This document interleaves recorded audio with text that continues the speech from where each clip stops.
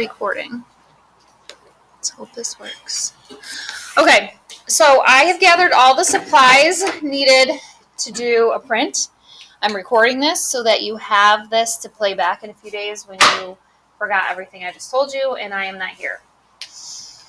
So I have a magazine paper that's in that green shoebox right there on the counter. Next to it, you'll see the ink and the brayers.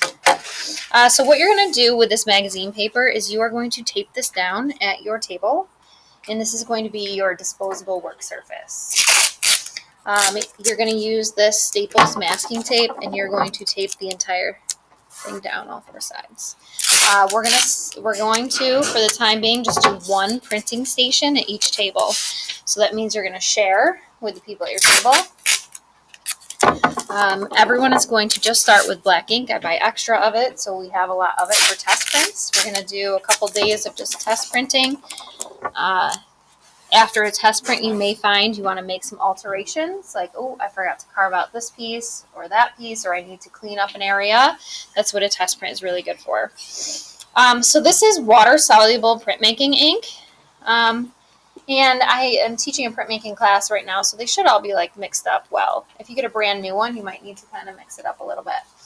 So what you're going to do when you set up a printing station, after you have your magazine paper taped down, you're going to put a line of ink across the top. And then, I don't know if you noticed, I kind of wiped off the extra before I put the cap back on. If there's a bunch here and you just shove the cap back on, it's just going to make a big mess, and this ink will dry out and get crusty. And then when the next person opens it and it falls down, it's going to ruin your print. So keep that as clean as possible. All right, I have this. This is called a brayer. These are soft rubber brayers. So they're kind of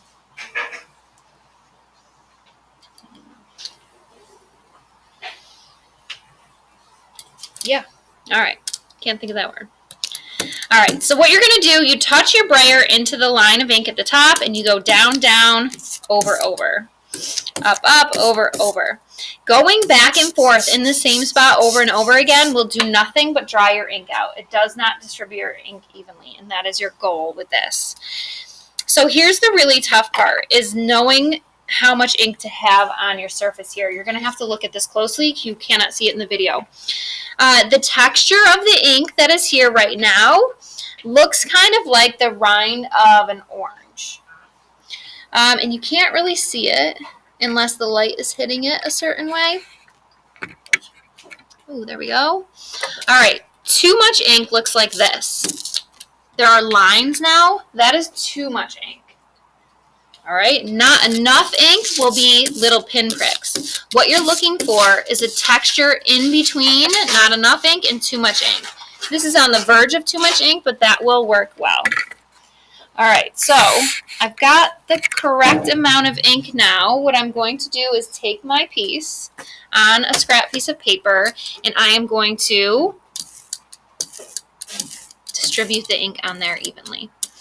So my brayer is about out of ink.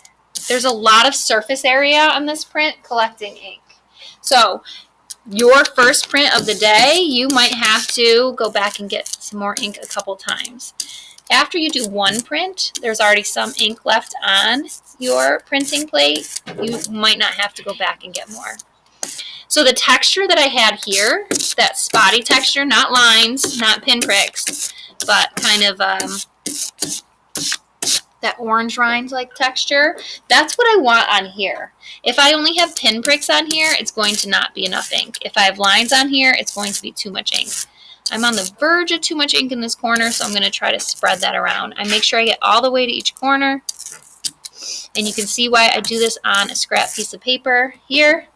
Then I don't have to clean the table afterwards. So once I have a nice even distribution of ink, the first couple of test prints you're going to do are just on, this is just regular computer paper.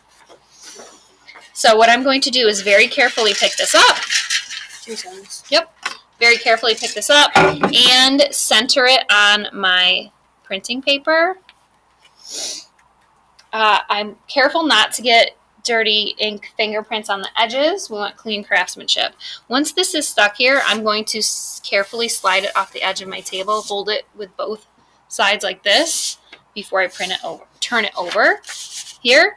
Then what I'm going to do is use this spoon that you used before for transferring your ebony onto your linoleum.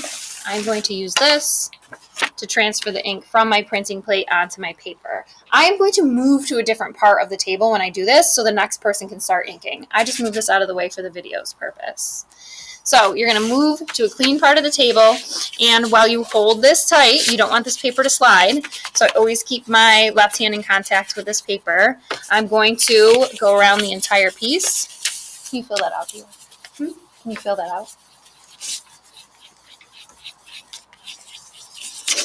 I'm going to go around the entire piece carefully with the back of the spoon to transfer that ink. I can check to see if I've pressed down hard enough, and I can see some white spots there.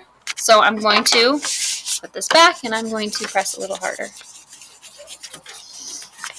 So these test prints on computer paper are really easy to print because this paper is so thin and smooth. The ink transfers pretty well. When you get into your more final prints, you're going to be printing on construction paper, so you have some color options. They will require a little bit more ink, and they will require a little bit more pressure. So I can then peel this off, and I am left with a print. So what you're going to do after you print is you're going to get your picture. Can someone hand that to me? This one's going to be backwards because this is the one Riley was using for carving. You're going to get your forward print, and you're going to hold it next to there, and then you can make the necessary edits. So Riley's going to go back and add more fur texture in some spots, maybe carve a little bit of a part of the eye away. This is a test print so that you can then figure out what you need to edit and change before you do more final prints.